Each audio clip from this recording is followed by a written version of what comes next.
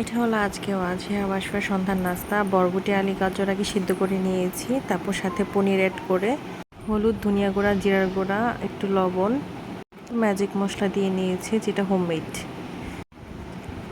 আর সাথে একটু সুজি আর একটু বেসন দিয়ে নিয়েছি যাতে স্টিকি ভাবটা আসে, ভেঙে না যায়।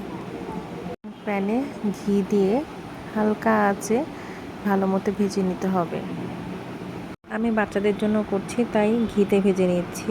যদি বড়রাও খেতে চান তাহলে ডিপ ফ্রাইও করতে পারেন।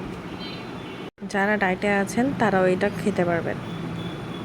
যেহেতু বাচ্চারা সহজে সবজি খেতে চায় না, তাই এটাই ওদের খাওয়ানোর বেস্ট একটা উপায়। ওয়াজিয়া ভাতের সাথে সবজি খায়, আমরা যা রান্না করি সে তাই খায়। এসব নিয়ে খাওয়া নিয়ে সে কখনো তেমন বিরক্ত করে না। তারপর সন্ধ্যার নাস্তা হিসেবে এটা ওর খুবই পছন্দ হয়েছে। দুজনেই মাশাল্লাহ অনেক পছন্দ করে খেয়েছে। আম্মুও টেস্ট করেছিল, আম্মুর কাছে অনেক ভালো লেগেছে। সবাই ট্রাই করে দেখবেন। Thank you.